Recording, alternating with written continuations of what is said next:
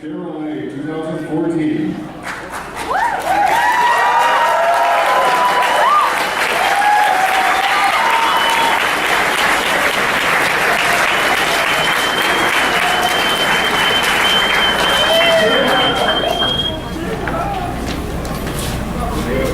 Is there any monsters in the house? Alright, we're ready for you guys. Are you ready? Thank you so much for being here at ScareLA. We're thrilled to have you. This is our second year. It's bigger, better, and badder. Make sure you check out the 7th floor. Make sure you roam the entire floor. Make sure you scare the heck out of everybody else here. And now I'm passing on to Rick, who's going to introduce our guests and winners. All right. Universal Studios Hollywood's in the house! I said you're in the house! You guys having a great time so far? Yeah! Is it about to get a hell of a lot better? Yeah! Who wants to hear about mazes? Who wants to hear about monsters? Who wants the badass secret reveal? Shut up and get out of the way and let the crew masters come up. Have a great time, ladies and gentlemen.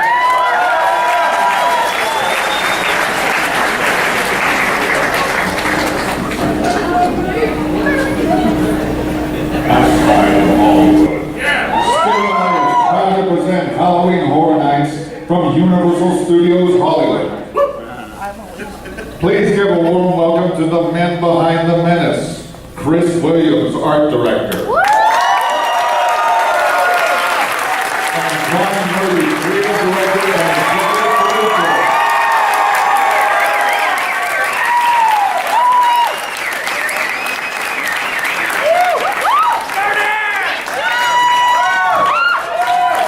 Good afternoon. How you guys doing?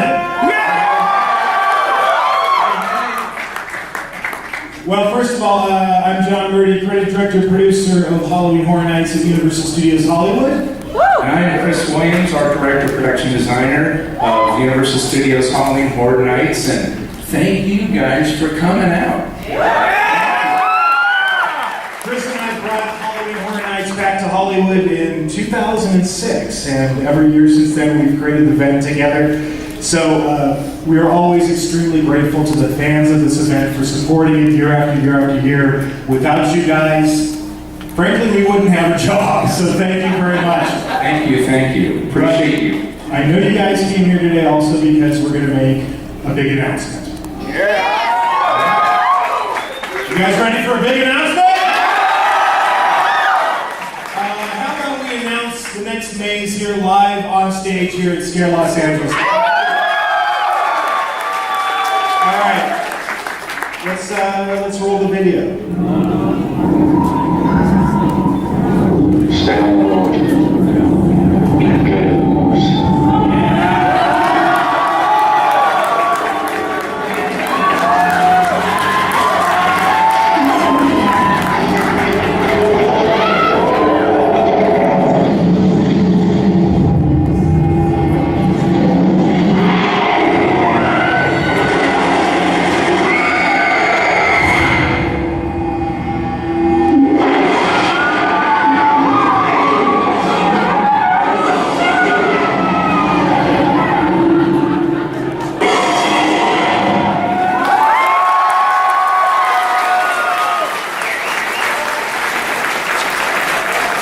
An American Werewolf in London is finally coming to Halloween Horror Nights.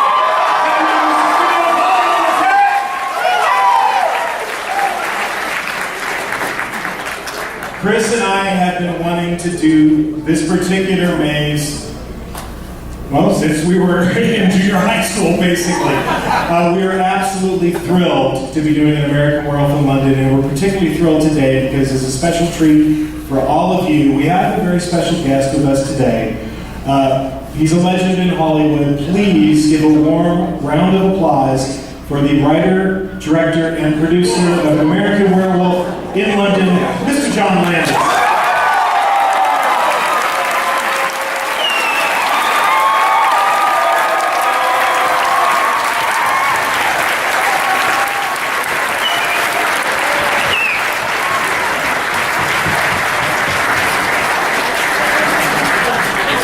Thank you. You're the best! My mom's here. So I thought how we'd start this off is, since we have John with us here particularly, I wanted to ask him a few questions about making An American Werewolf in London. And then once we do that, we're going to show you a few sneak peeks of what we're building over at Universal Studios Hollywood.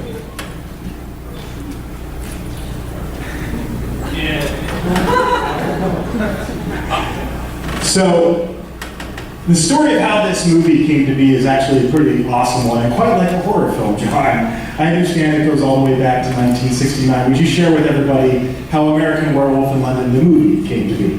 You know, the problem with doing publicity and stuff for movies, especially a movie this old, how many of you guys already know the story?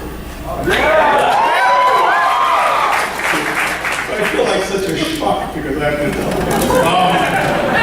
Basically, I worked as a, what's now called a production assistant, and they were called gophers or schleppers, on a movie called Kelly's Heroes, which was shot in Yugoslavia, the former Yugoslavia. So in 1969, I'm behind the Iron Curtain. That actually meant something. It's different now, but anyway. And in all of Yugoslavia at that time, Tito was alive and well, and big hammer and sickles everywhere. It was very kind of amazing because it was like World War II had just happened. There were maybe 2,000 cars in the country at that time, and Kelly's Heroes probably had 300 of them. It was a big World War II movie with Clint Eastwood. You ever see it? Very strong. Yeah. And I was being driven by a guy named Sasha, by a Yugoslav named Sasha, who was a very educated guy, spoke 3 or 4 languages. He was probably in his 30s, and I was 18. And we were driving from Belgrade to Novi Sad, or from Novi, I don't know where the fuck we were, somewhere. And we were driving, and there was just this one road lined by trees, not 2 lanes wide. It was just one road, and it was straight for 600, 700 miles. And we're on this road, and we come to a stop. It's like, what's up? And there was like 2 hay wagons and a tractor in front of us, and it was like, stop. And Sasha got out of the car to go see what's going on. And it was at a crossroads. There was a dirt road that came, a fairly busy dirt road that came, so it was in what's called the crux of a crossroads, right there. And there were about 20 people, mostly gypsies. And the gypsies, they're now called Roma, and they're being persecuted, as they've always been. And the gypsies at that time in '69, I was very taken aback because they really did look like extras. They were dressed just like the Wolfman. You know, they had babushkas, and you know, they really looked like wardrobes. And there was a Greek Orthodox priest, actually, too. Those are guys with big, tall hats, big beards. They had this incense thing going, and blah, blah, what's going on? And Sasha went and talked to them and came back. And they had dug a hole in the crux of the crossroad. It was interesting because it wasn't that wide. It was about 3 feet wide. It was about 8 feet deep. And lying there in the road was a dead person who had been wrapped in a shroud. It was wrapped in canvas. And the shroud was wrapped, it was garlanded by rosaries and garlands of garlic cloves. It was really like, what's going on, folks? And Sasha asked them, and he came back, and they're going, and he was laughing. He thought it was really funny. And I said, what's up? And this guy, the dead guy, had been killed he had been killed doing some crime, and I don't remember. I don't know what it was. It was Yugoslavia in the Cold War, you know. No, I really don't know. He had done something really bad, and he was killed doing it. And they were burying his body. By the way, they put him in feet first, standing like that. Burying his body at the crux of a crossroad with all this stuff, so that he would not get up and cause trouble, essentially. And Sasha thought this was really funny, and made jokes about these peasants. And I thought, really? I mean, this was like 2 weeks before, a man had landed on the moon. And these guys are talking about zombies, you know? Like, and so that was the inspiration. I turned 19 there on that movie. And I wrote the script for An American Werewolf in London then. And it took place in London. The truth is, I did all this, you know. Basically, I wanted to make a fantasy film that dealt with the supernatural premise and dealt with it as realistically as I could. And I ended up with werewolves, mainly because ghosts, werewolves, and what are now called zombies, Walking Dead, are the only three monsters or supernatural creatures that are completely international in all cultures, everywhere in the world. So I thought, okay. So in all this stuff, you make it up mostly. Kurt Sielmark made up a great deal of what you think is traditional lore about werewolves. Kurt made it up in Hollywood. Or like Bram Stoker, who created 50% of what we think is real shit about vampires. But what's fascinating was that it was in London for two reasons. One, Connecticut Yankee King Arthur's Court, but two, because of what was then called the Eady system, Lord Eady, the British quota system, where if you made a British film and qualified, you got money from the government. So that was my plan. So I wrote this script. I was very pleased with it, and that was 1969. The movie was made in 1981. And what happened was, I came back eventually. I was in Europe a while. I was working on movies, and then I came back and worked on movies. And then I would try to get people to, hey, let's make this movie. And they would read it, and I always got the same response: either or either, depending. They would say, this is too funny to be scary, or this is too scary to be funny. And so I go, well, it's a horror film. And they go, but it's funny. Get the fuck out of my office. After Animal House and Blues. Well, what happened was, as my career went along, I was very lucky. I made my two things happened. The first movie I made, Schlock, which is terrible, by the way, but I was 21, and I met this really amazingly gifted 20-year-old named Rick Baker. And he did the makeup on Schlock. And I gave him the script of An American Werewolf then, in 1971. I said, here, figure this out. Because it's written in the script exactly what happens. The metamorphosis is in bright light. And I wrote it so I didn't want cutaways. I just made it impossible for a makeup guy. And in fact, there's a cut to Mickey Mouse in this. That was supposed to, I just thought it was funny. I threw that in there. It didn't happen. But, so I said, figure this out. So we had a long time to think about it because no one would give me the money. And then eventually I made Kentucky Fried Movie, and then I made Animal House, and then the Blues Brothers, and these pictures made a lot of money, and it's called the movie business. So I said, okay, I want to make this now.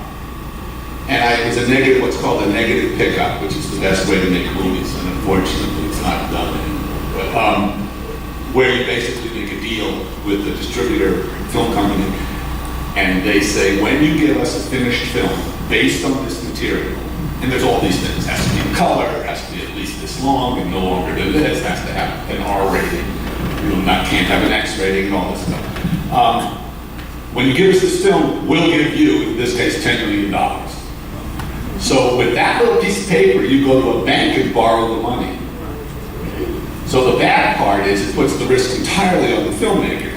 The good part is that means you have total control. It's the easiest movie I've ever made. I signed the checks. It was a great experience. Anyway. You mentioned that one of the things that was a hard sell with American Werewolf in London is that people would read the script and they would see the comedy that was in the script and have a disconnect with it being a horror movie. So how do you view the film, though? We've talked about this a lot, and a lot of people would call it a horror comedy, but... Yeah, I don't think it's a comedy. I call it a horror film. It happens to be funny. It's meant to be funny. But a horror comedy like Abbott and Costello and Frankenstein or Scream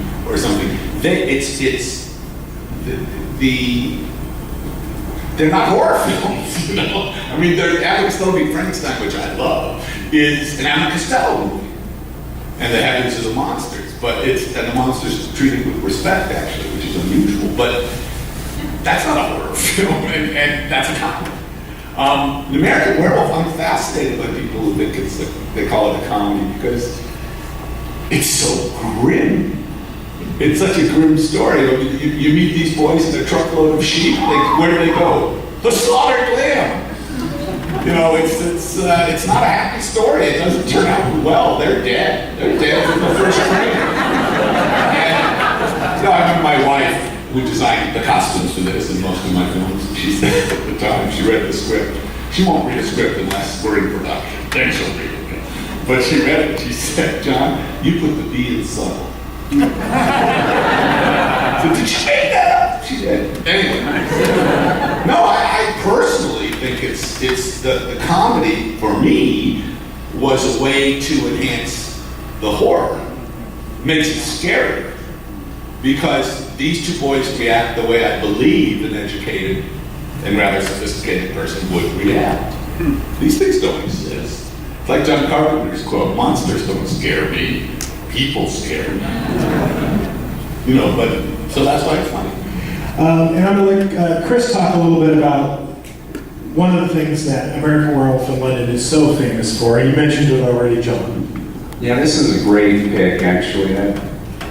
Who John mentioned earlier, Rick Baker, he's sculpting on one of the stormtrooper demons that actually are in the show, in the film. So your collaboration with Rick, you've collaborated with him on other films as well, and can you talk maybe about your collaboration on this production? Sure, when I met Rick, I'll never forget, I was with Jim O'Rourke. When I wrote Schlock, I saw him, do you ever see Trog? Joan Crawford, last picture, Trog. It's really, Freddie Francis, you really should see it.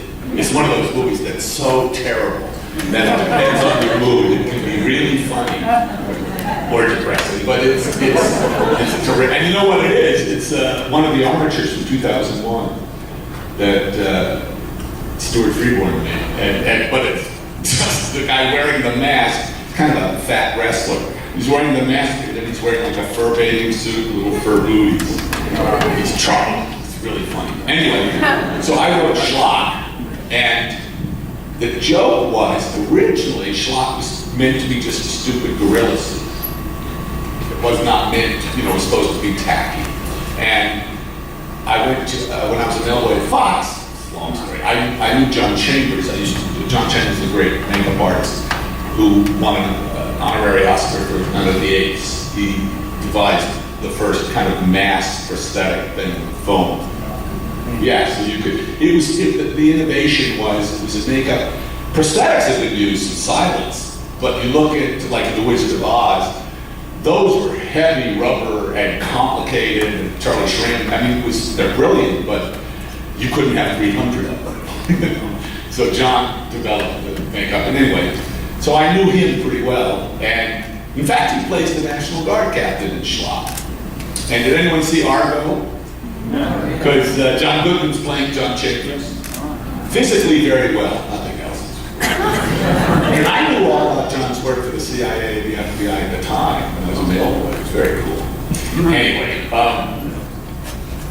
so I went to John, and I said, "John, I need a gorilla suit." This is 1970, I'm 21. And I said, he said, "Oh yeah, we could do that. $200,000. Wasn't that the budget of Schlock? The budget of Schlock was $60,000. So I went, well. And then I thought, well, maybe I can rent a suit. Talk to Bob Burns. And so, anyway, So I then went, I was told to go to Don. Do you remember Don Post's mask? It was full, they used to sell them in the back of the famous monsters. My grandmother used to scare me with one of those every day when I came home from school. Thanks for re-traumatizing me. You're welcome. Anyway, Don Post Studios was in Burbank, and they made those rubbery men. So I thought, okay, John said, go over there. So I go to Don Post, and basically he says, yeah, I could make a bad gorilla suit. It'd be about $100,000. So it's getting less. So I'm on my way out, and Don Post Jr., who I hope he's still alive, he was young then. He's painting a mask, a Tor Johnson mask, I remember he's painting. And he's like, what kind of this? They come over and goes, yeah, there was a kid in here yesterday who's really talented. You should see. Look, here's his card. And there was his business card. Rick Baker, Monster Maker. And it had a phone number with an area code, I don't know what it was, but it was in LA. I thought, what the hell? So I called, and Rick lived in Glendale. No, he didn't. I'm totally wrong. He lived in Covina. Sorry. And it's there, I've learned, never say there's like a north or a west. West Covina. West I went to high school there. Yeah, Rick did not live in West Covina. He lived in Covina. Right? So I grew up in Westwood. You know, I'm an LA kid. So, Covina, where the fuck is Covina? So, Jim O'Rourke and I, he's living with his parents, Ralph and Doris, lovely people, and Jim O'Rourke and I drive out to Covina. You know, it's like, for me, it's like Kansas City. We drive out to Covina, and it was a little, lower middle class neighborhood, little box homes, and we go, and is Ricky home? And Rick talks about it now. He says that it was like meeting aliens because he's never met.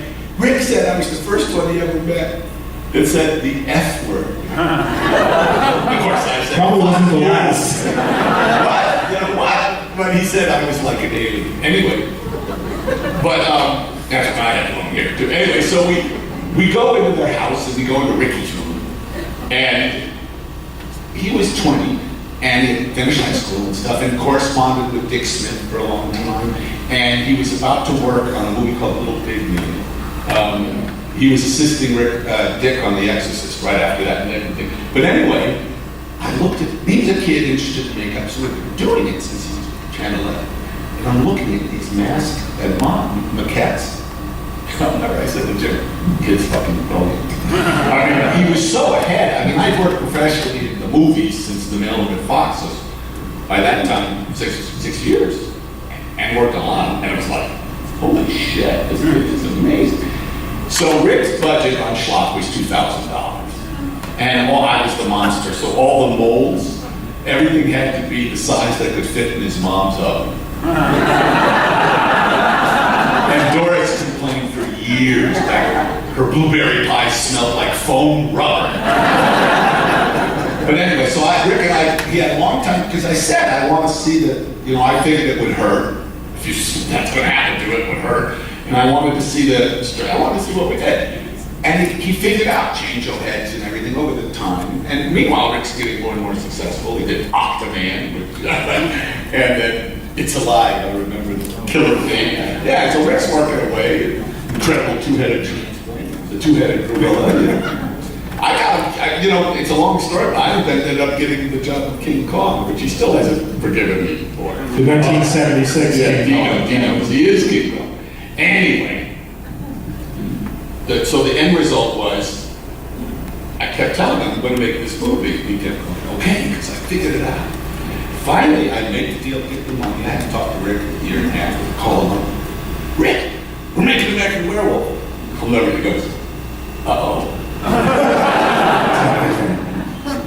What do you mean, uh-oh? Well, kind of making the werewolf movie. What? Joe Dante hired me to do this movie, The Howling. Did you show him the change? Rick's assistant, by the way, was a really brilliant kid named Rob Motti. Anyway, I said, did you show him the change of hands?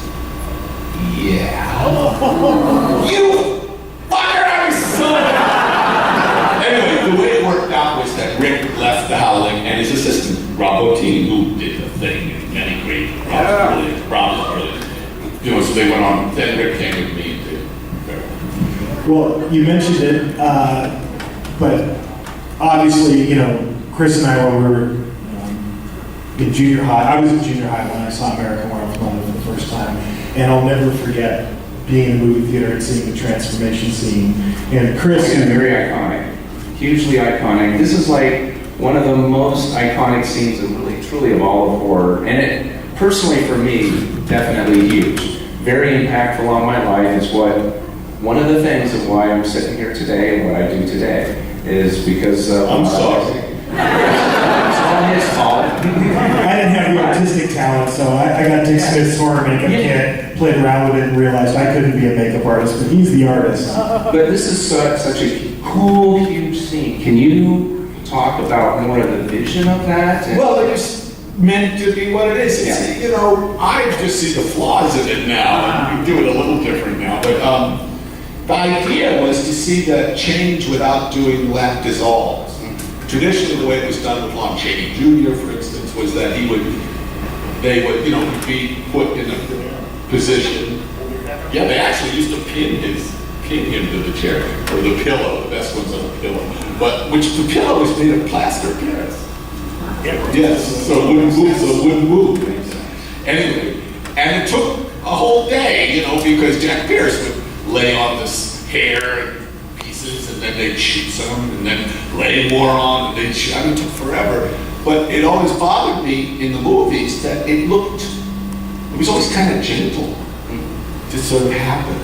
And I thought it would hurt, you know. And I wanted to see his skull and his spine stretch and crack. So Rick, you know, I mean, Rick's brilliant, and all he asked for this in 1971. He said, if we do this, you got to give me the actors 6 months before the movie. And I remember, but I actually hired Griffin Dunn and David Martin without having my deal yet. So it was scary. So Rick could make the mold and work on it. And when we were in London, he brought over all these kids with him, you know, Steve Johnson, and they're all great makeup artists, they're all big guys now. When we were in London, we scheduled it so the last week of shooting was the Metamorphosis. That way we got rid of a lot of the crew, and we had the set of Jenny's apartment, you know, it was built like the Muppets, you know, it was built up off the ground so he could be under it, the puppeteers could work under it. And the way it worked was we scheduled it for the last 5 days of shooting. David Martin, and Rick Baker, and these guys would show up for work at 2 or 3 in the morning and start a makeup process, and we'd show up at 7, and we'd be, you know, ready to shoot by 9:30, and we'd shoot the pieces, and then we'd sit around and bullshit while they went off and work another 4 hours. We would get 3 or 4 shots a day if we were lucky. But what was interesting about it was Rick Baker, the first time we did one of the change-o heads where you see it moving, it's action, cut. Okay, great. Rick goes, you're not going to do it again? I said, does it do anything else? He said, no. No, we're not going to do it again.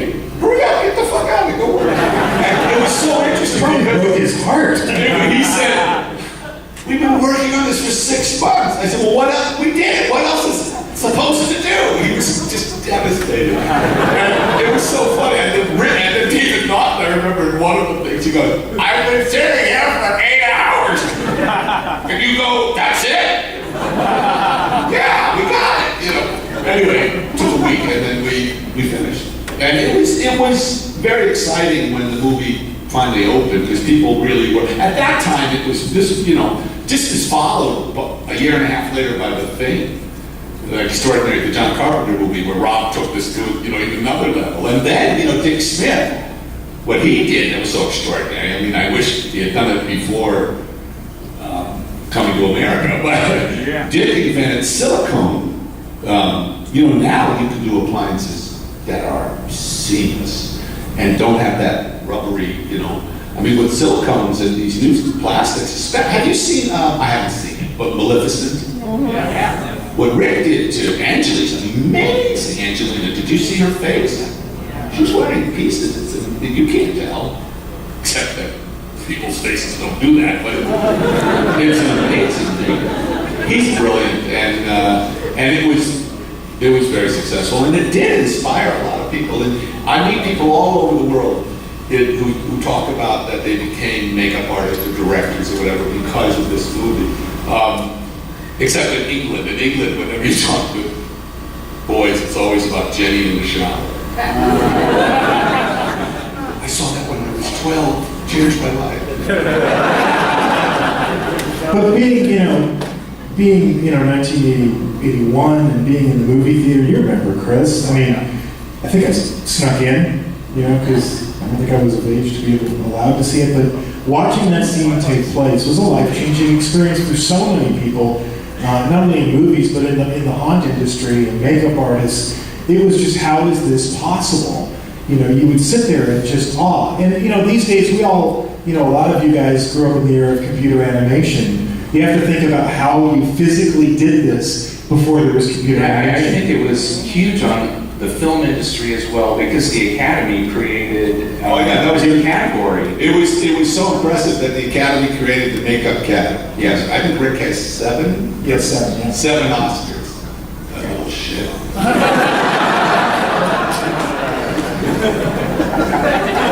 But, people, you mentioned Jack Pierce, who did all the classic Universal monster characters, and Lon Chaney. When you look at what Jack Pierce and Lon Chaney did, they were using Out of the kid. mortician's wax and putty. I still don't think their makeup's as good as Lon Chaney's.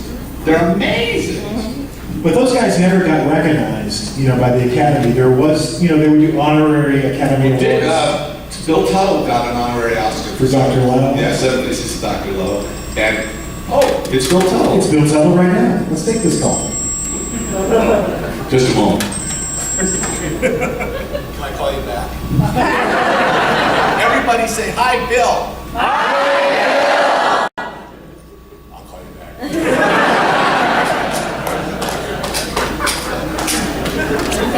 And Dick eventually got one as an honorary Oscar for all his work. But Dick Smith, Dick Smith was, just passed away. Dick Smith just passed away. You know what he did that was amazing? Dick Smith, aside, you know him, The Exorcist, The Godfather, Amadeus, Little Big Man. But the thing that Dick Smith did that was so remarkable, makeup artists always kept secrets. It was always like proprietary. They didn't want you to know how it was done. And so the union had a lot to do with jobs. And then Dick Smith, from the beginning, people would write to him and say, how did you do that? And he'd go, oh, well, this is how I did it. And he was totally generous. He wrote a book. Yeah. He wrote a book about how to do makeup for kids, how to do things. Totally open. And there's so many makeup artists. Tom Savini from Pittsburgh and Ricky Baker and many guys who Dick Smith was totally open. He really changed the field. He was amazing. Yeah, I actually had a Dick Smith monster makeup kit. I did too. At like 12. Yeah. I had the book too. How to That's the Make a Christmas Monster. gift I ever received, actually. You were probably way better at it than I was. Everything I did looked like Phyllis Diller.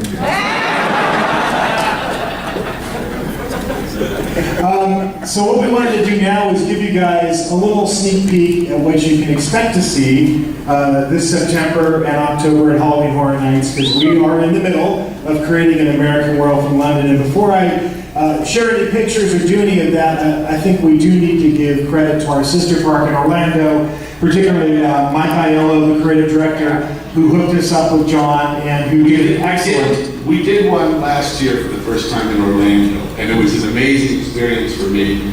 But I told John, I told these guys, they paid me, to get the rights and stuff, and I was the consultant, and it's like all these ideas, like how cool is this? And I wrote out all this stuff about how to scare people. Oh, wow. And I sat down at Flyboard, my first meeting. Okay, now remember, you have to get at least 4,500 people through an hour. I was like, okay, fuck this shit.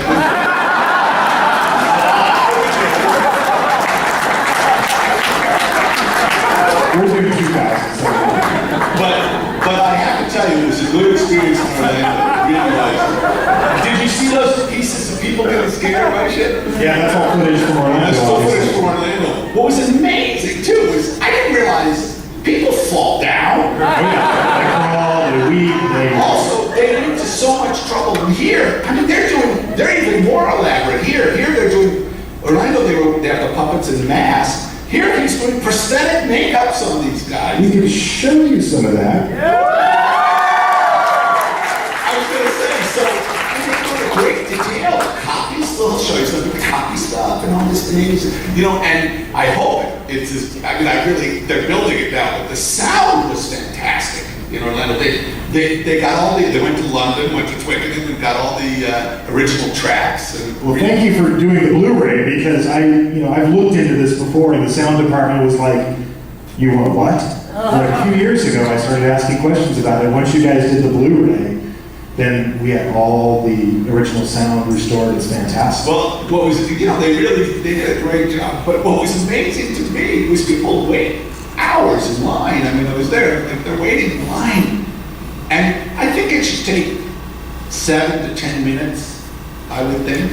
And they go in, and then they're like, out of there in a minute and a half. They're like mowing people down. Bye! And I was like, shit, if I waited in line for 2 hours, I'd look at it.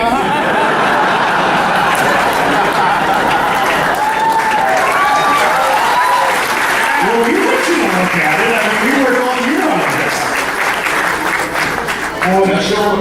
Yeah, let's show. We're going to share a few behind-the-scenes stills. Obviously, this particular attraction is in progress. It's being built as we speak. So let's start with the slaughtered lamb. Obviously, the slaughtered lamb. If you're going to do American Werewolf in London, the slaughtered lamb has to be the facade, and we're building this right now. This is actually a few weeks old. It's probably progressed since the last time I took this picture, but you're going to get to go inside the slaughtered lamb. Chris is our art director and production designer. You can talk a little bit about the challenge of creating this set. Yeah, this is a couple weeks ago, so we're further along in here actually. But you know, our typical drill on what we do in Hollywood. You know, we're trying to redesign all the sets identical as best as we can from the film. So we're pulling a lot of screen grabs and doing a lot of studying. My set designers and dressers as well are really studying the film to really nail this back in the early 80s. So we're bringing it right back to life with all the details. So you guys are going to love it. And then, you know, when you talk about American Werewolf in London, you got to talk about the nightmare sequences. And perhaps my favorite is this one. And you know the scene. You guys have seen the scene in American Werewolf in London. Who has not seen the movie? Because I'll send you some DVDs. He's got a whole duffel bag of them in the back. My favorite thing that happened in Orlando were the people who saw the movie were scared but also excited because oh yeah, and people who didn't see the movie were like, what the fuck? I mean, they really were baffled by something. It was like, that really scared me, but why? This particular nightmare scene is really challenging because, you know, we were joking about how many people go through a maze, but when Chris and I work with our actors, the first thing we say, you know, every single year, every single cast, it's a new show every 10 seconds. And that's the cycle you've got to be on, which means for an actor in Halloween Horror Nights, if you're playing this guy or any of the roles, you're going to do that probably 40,000 times. Yeah. It's like running a marathon. What I did see in Orlando, and it's going to be different here, but what I did see was, just like the Jungle Boat ride, it totally depends on the performer. It really doesn't, I mean, all the elaborate work you go to, it's all down to the performer. So if someone's half-assed or tired or low energy, it makes a difference. Well, that's why he has a cattle prop. It's just like Coney Island in the old days, you know? I have a Wolfman cane, actually.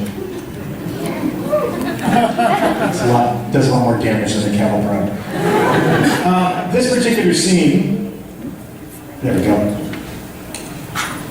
So obviously, that's your set. Are you know that's yours? Oh yeah. No, that's my living room.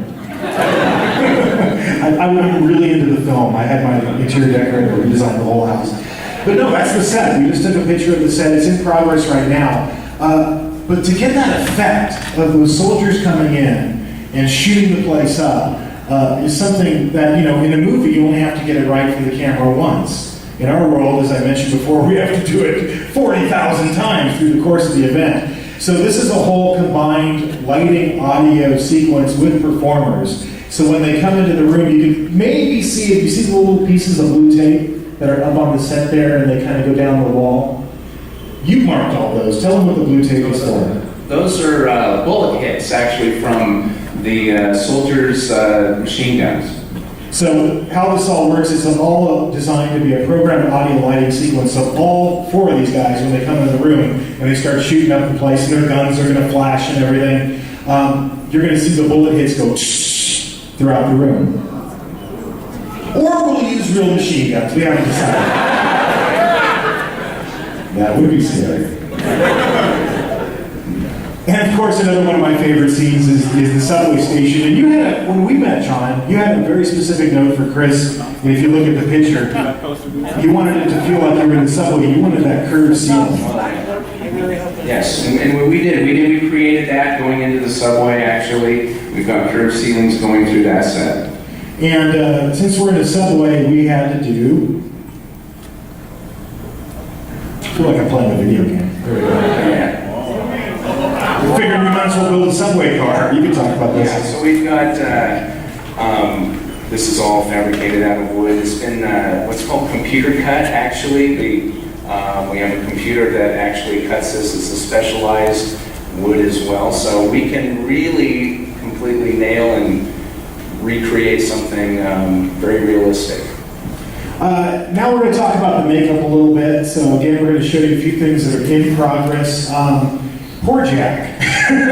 Poor Jack as he goes through the film. You know, he gets, right out of the gate, he gets mauled to death by a werewolf, but then he slowly starts to disintegrate every time you see him. And what was your, by the way, you wrote the script, what was your inspiration for that? I just made it up. I mean, I just thought if you're dead and you're the undead. And every time you come back, you get a little bit more. He's not refrigerated. So you mentioned that we use prosthetic makeup at Halloween Horror Nights, so that's how we're going to do Jack. One of the big differences between Orlando and here was in Orlando they did mass sculpt, they did very lavish stuff. I can't here. They're actually having actors in prosthetic makeup. They're really here. Show them. Do you have that? Oh yeah. If I can, there you go. No, not go further. Go to this. Go past Jack 1? Okay. Yeah. Go to Jack 2. No, to the clay sculpture. Didn't you have a slide of them sculpting the head? Oh, I have the 2 prosthetic makeups for Jack and then the silicone slip. Well, show me the thing with the clay. go forward, see, because we're going to go past all of the makeup. I thought, well, no, it's just, so this is stage 2. This is stage 2, Jack. This is after he's come back the second time and his skin's all green. Yeah. But just how long does it take to apply this? Because they have to not only glue it on, but blend it. we do have And it's pre-painted, actually, so we've got about 30 minutes to do an application, actually. Well, that's so you can see where we're taking our seams and trying to push them around to create the hairline to help hide some of the seams and to blend it as well. We pre-paint all the prosthetics with like a base, facial tone, and then it's I call our makeup process the assembly line of gore. It's How like many makeup artists do you use at night? How many at night? We've got about 20. We've got 20 doing applied prosthetics, actually. Yeah, so it literally is like Henry Ford, when he invented the assembly line for the Model A. It's very much like building a car. It's like an assembly line of gore. Your actor comes in, they get their number, they get in line, they go to the first station, they go to prosthetics, they get Imagine showing up for work and like you're really the popcorn guy. What do you think? Universal, get in that line. 20 minutes later, what? But we do like 600 actors a night. It's pretty crazy. When we do How many performers work on Halloween Horror Night that are hired? about 600. 600. It's amazing. Yeah, and the makeup starts what time, Chris? 2? Around 2, yes. Yeah. So between 2 and say half an hour before we open, 6:30, all of those people will go through what we call ScareLA, and it's it's literally just like Monsters, Inc. Pretty much. Only a lot scarier. So then there's stage 3, Jack. There we go. You remember the scene he shows up in the movie theater. And this is what we really, I think we probably did, what, 3 or 4 different scopes on this one. And this is when he's completely almost skeletal. Now, Jack's not the only character, obviously, in American Werewolf in London. We talked about the nightmare sequences. This is another one of the famous nightmare sequences. This is Ghoul David. So here's the sculpt for Ghoul David. And then one of the really important elements is contacts, because he's got to have those eyes. And it's actually a really complicated process for us to do contacts. We just can't simply go, here you go, here's your contacts, put them on. Every single performer has to go to an optometrist. They have to get custom fitted. You use scleral lenses, right? The soft ones. Yeah. Yes, not They had, well, I remember on Thriller and we had to use the old-fashioned. Oh, they were horrible. Were they glass contacts? Oh my gosh. Yeah, see, full eye. So how long was he wearing those on set? Probably 20 minutes. None of it hurt too much. Michael, probably half hour. They're horrible. So every single performer, they go to the optometrist, they get custom fit, and we have to make them. So it's this whole big. Now they don't hurt, so it's different. Yeah. And you can wear them for a long time. Yeah, they can wear them for 7 hours. And then, of course, you know, we've talked about this scene before in the living room with the nightmare demon soldiers, the stormtroopers. So this obviously is a mask because of the style of the makeup. You also have to do the helmet. And there you go. That's him in progress right now. Really, I mean, I'm very impressed by how much work and money they put into this stuff. It's very elaborate. The one thing, the only criticism I have, this is for Audrey, but the only criticism I have is when they do publicity for these things, they bring guys with big cameras, with big like gun lights and walk through. Have you ever been, you know, a bar or a strip club? You're not supposed to see them in the daytime. I never thought of that. You go through this in the dark, and it's lit and everything, and they're going through, and I'm going, why? You went to so much trouble. Don't show it like that. But other than that,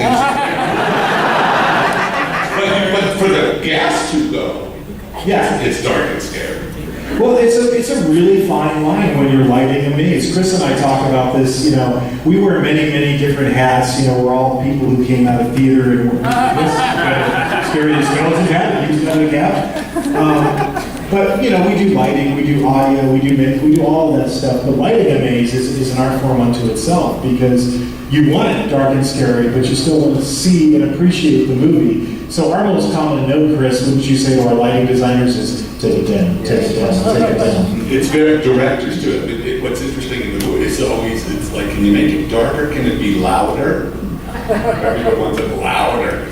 And that's what, now what's amazing also at Universal is here in LA, they build these mazes and they're, what are they, canvas? What are they? Oh, as far as where they're inside? Yeah. They're like tent structures. But it's health and safety. I mean, they have to be permanent structures for them. You know, it's all there. Yeah, you have to do it for engineer for an earthquake or a hurricane or anything. It's amazing how lavish. And Giant it's monsters. for 7 weeks. It's kind of incredible. It is crazy because we work on this all year round. We spend, you know, ungodly amounts of hours doing this, and then, you know, we do it for, you know, 22 nights or so, and then it just all gets torn down. And then a couple weeks go by, and then we go, all right, let's start next year. It's a never-ending cycle of horror. Who has been to a Universal Halloween Horror Night? Was it scary? Yeah! 7 years, there you go. There you go. Thank you guys, by the way. And then, of course, we got to talk about the werewolf. This is complicated. You can't do this as an actor. I saw it when I went to do the Blu-ray, which, I don't know, 3 or 4 years ago. I hadn't seen the movie in like 10 or 11 years. And I started to watch the movie. And it was like, I'd forgotten how gruesome it is. You made it. Yeah, I did. This poor guy hasn't worked since. But just in order to do the werewolf, how many different types of werewolves do we have, Chris, in the maze now? 3. Three different ways that we're doing the werewolf gag, actually. But multiples of those three different ways. And they're very similar to what we did in the movie too, actually. Yeah, I mean, well, this is one of the things I think is so cool about what Chris and our makeup effects people do in Halloween Horror Nights. I feel like we are the keepers of the flame of practical makeup effects. You know? Because we grew up watching, Rick Baker is a huge idol of mine, and still to this day is. I know you idolize Baker. Have you met Rick Baker? No, I'm teasing. Yes, he's a dear friend. But I mean, we grew up in that era. We grew up watching these practical movie effects before computer animation, and everything we do is that. It's live, practical makeup effects. So the werewolf, I've decided, we're not going to give away too much about the werewolf. I mean, that's the other thing that I kind of hate about the information age. Everything is like spoiler, spoiler, spoiler, spoiler, and you should be surprised, you should be excited, you should be thrilled. And sometimes I think, it's a bad idea to take too much of a peek behind the curtain, show away too much of how we do things. But I will show you what a werewolf looks like in Halloween Horror Nights. There you go. So that's about 3 feet tall and just about 8 feet long. 8 feet long? Yeah, so big. Well, he just said, I'm not going to show you, but I will show you. I won't show you how we're doing it technically. I'll be higher werewolf. We'll have to go find your gypsies from Yugoslavia and see if they have a line on that. But, so that's just an example of, of some of the things we're creating for An American Werewolf in London. We do want to allow some time for your guys' questions. The one thing I will ask is, we've got John Landis here. He's the writer, director, producer of the American... Yeah, right here. This is the guy who made the movie. This is an amazing opportunity to ask myself, Chris, Mr. Landis, any question you want. The one thing I do ask, because I've done conventions a lot of times, and I've had a lot of guest hosts, and then the first question you get has nothing to do with anything that we're talking about. Like, when you made this movie 7 years ago, we'd like to keep all the questions focused on American Werewolf in London, since John was so gracious to come down here today. Give it up for Mr. Landis.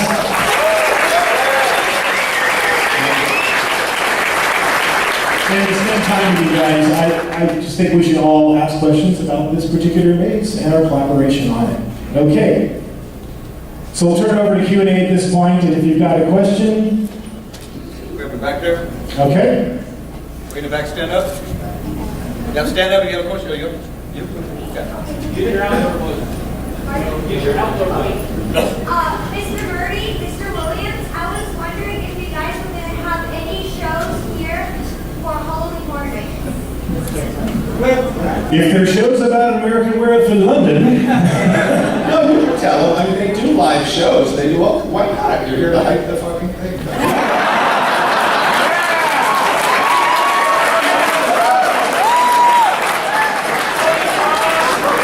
What I'll say is we're in the middle of announcement season right now, and today we just, some things are top secret. What I will say is... The answer is yes, and they're very cool. Typically when we get to ScareLA, guys, this is usually our last announcement of the season, but all I will say is there is still a major announcement yet to come. Next question. This is kind of like American Werewolf, but how much of the stuff did you take from American Werewolf to Thriller? Actually, it was interesting. In An American Werewolf in London, the conception was it's written in the script, right? Like, no cutaways. It's like the worst thing you can do to a makeup guy. So when I did Thriller, it was the exact opposite. It's in the dark. I keep cutting to Ola screaming, so it's like big music, and it's totally different. Not Sam Cooke, it's Elmer Bernstein with an orchestra. It's very different. But in Thriller, we only used one thing from Werewolf. The hand. When Michael looks like this, the claws come out. It's the same hand painted black. Yeah. I did not know. Because Bob Burns has all the original stuff in his house rotting away. Okay, next question. Right here. I I went to Halloween Horror Nights in Florida last year, and it was the house. That was the best house in the whole place. Cool. Outstanding. Thank you. Yeah, but I was wondering, are you going to do the movie theater in this? You know what? The answer is yes, but it's a little different. Oh, cool.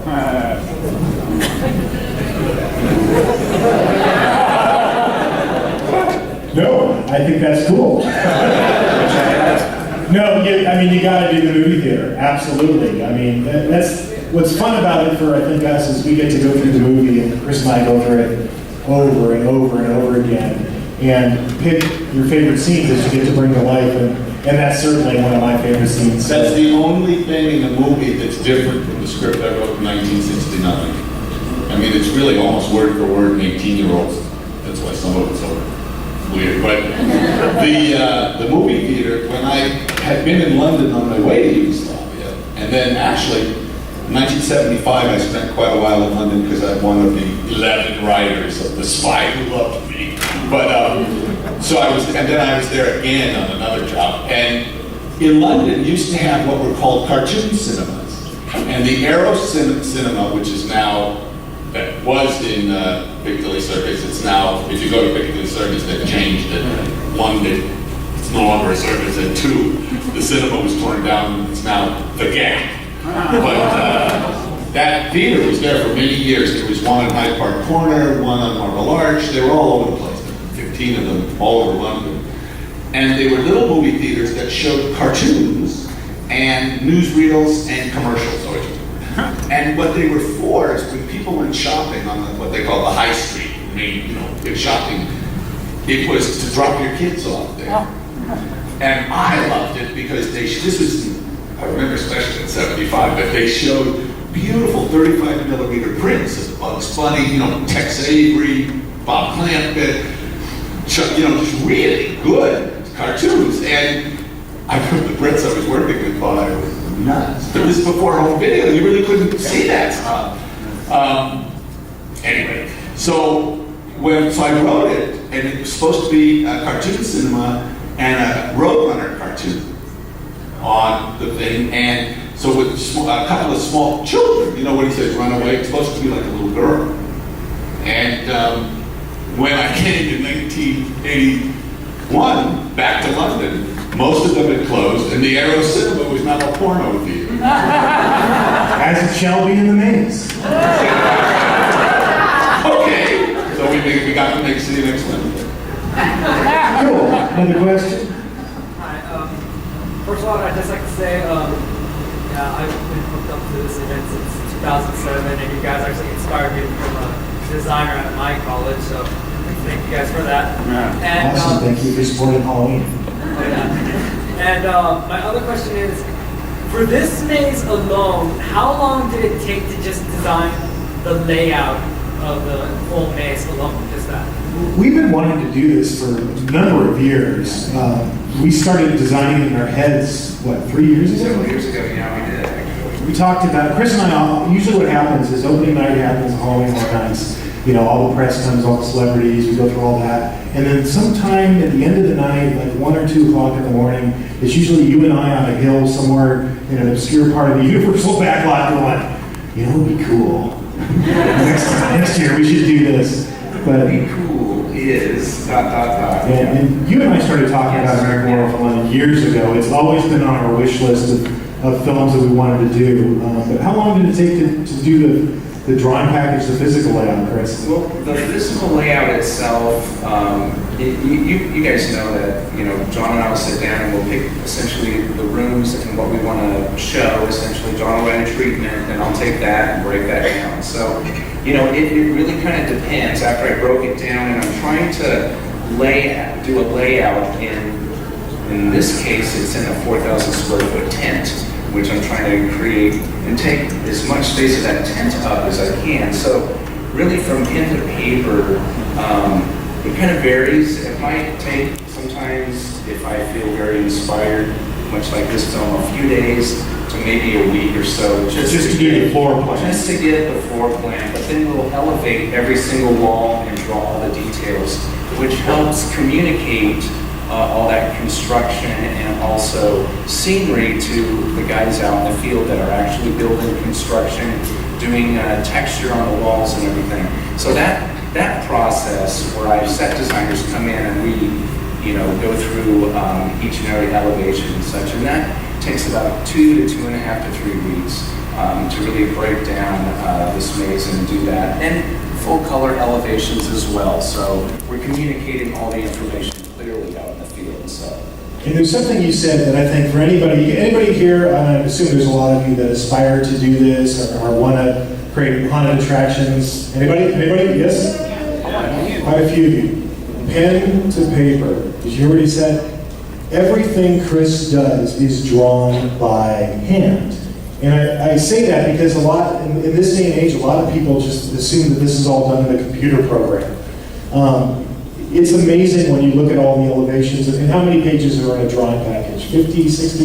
Yeah, they're about that with all the full color and everything. Yeah, it's about like that. Yeah. It's all done by hand. It's all hand drawn. I have to say that my only experience is, aside from just going to with one of these mazes, is this in Orlando and here. And in Orlando, they're similar, but they're different. They're doing different stuff. And what's interesting is in both cases, they presented to me, and it was like, this is fantastic, now change this. And what was good was that they really understood why I wanted them to change certain things, and they made it better. So it was a very good experience. I'll let you know how it is when I walk through. That's the ideal, though, in any relationship that we have in Halloween Horror Nights when we get to work with the actual filmmaker, is we want that collaboration. I mean, this is the person who made the movie. Yes. So, of course, Chris and I want to sit down. I think we spent 5 hours the first time going through scene by scene in the maze and going back and forth and hearing your perspective on it and making all of those changes. And John sees and approves every single makeup sculpt, everything. We're constantly talking to each other. We're constantly sending things back and forth because when you're trying to recreate famous horror movies, that's what you want. That is the ideal of our event. And for us, that's the perfect relationship. So I think there's another panel coming in now. So I think we do have to wrap it up. I wanted to thank everybody for coming out today. We appreciate it. I want to thank Mr. Landis for coming out today. This guy named like every song on movie that I saw growing up. It's a huge honor for us to get to work with him. And Chris?